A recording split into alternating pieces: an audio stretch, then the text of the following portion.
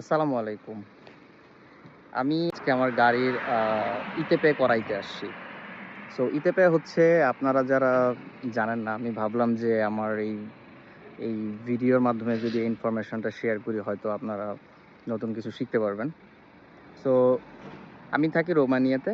তো নরমালি রোমেনিয়াতে আ আমরা যারা ড্রাইভিং করি, গাড়ি চালাই, আমাদের যাদের গাড়ি আছে, তো গাড়ির আপনার প্রতি বছর একটা টেকনিক্যাল টেস্ট করাইতে হয়, যেটাকে সংক্ষেপে ইতেপে বলে। Like inspection, technical, periodical. I mean periodical technical inspection. So রোমেনিয়াতে সিস্টেম হচ্ছে, যদি আপনার গাড়ির এইজ, গাড়ির বয়স 0 থেকে 3 বছরের মাঝে হয়, লাইক আপনার গাড়ি যদি নতুন হয়, তাহলে আপনাকে প্রতি 3 বছর পর পর ইতেপে করাইতে হবে। আর যদি আপনার গাড়ির বয়স 5 বছরের বেশি হয় বা 10 বছরের কম হয়, তাহলে আপনাকে করাইতে হবে হচ্ছে প্রতি 2 বছর পর পর। আর যদি তারও বেশি হয়, তাহলে আপনাকে আম প্রতি বছর আপনাকে গাড়ির এই টেস্টটা করাইতে হয়।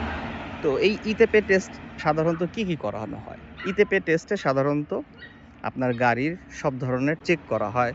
লাইক আপনার গাড়ির সাসপেনশন, ব্রেক, আপনার গাড়ির বডি, স্টিয়ারিং, সবকিছু ঠিক আছে কিনা এটা টেস্ট করা হয় এবং এটা রিপোর্ট দেওয়া হয়, এবং প্রত্যেকটা টেস্ট এখানে ভিডিও এবং ক্যামেরার মাধ্যমে ছবি তোলা হয়। যিনি এখানে কাজ করেন তিনি একজন ইঞ্জিনিয়ার। সো নর্মালি এখানে কয়েকজন ইঞ্জিনিয়ার কাজ করেন, তারা সবাই automobile engineer. So in addition আপনারা যারা বাংলাদেশে স্টুডেন্ট বা পড়াশোনা করেন অটোমোবাইল সেক্টরে, যারা ইউরোপে পড়াশোনা করতে আসতে চান অথবা এখানে চাকরি করতে আসতে চান, এটাও তাদের একটা দারুণ ক্যারিয়ার, এবং এই ইঞ্জিনিয়ারগুলো হাইলি পেইড হয়। সবচেয়ে ইন্টারেস্টিং ব্যাপার হচ্ছে, এই ইতেপে টেস্টগুলো আগে শিথিল ছিল, এতটা কন্ট্রোল ছিল না।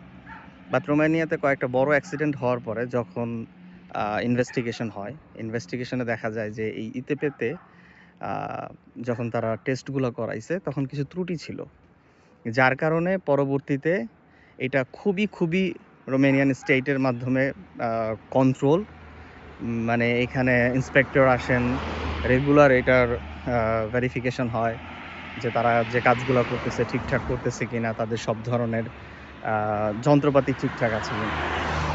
সো ভাবলাম যে বাংলাদেশের যেই ট্রাফিক সিস্টেম আছে, আপনারা যেটাতে অভ্যস্ত, আমিও সেটাতে অভ্যস্ত ছিলাম, আমি এত কিছু জানতাম না।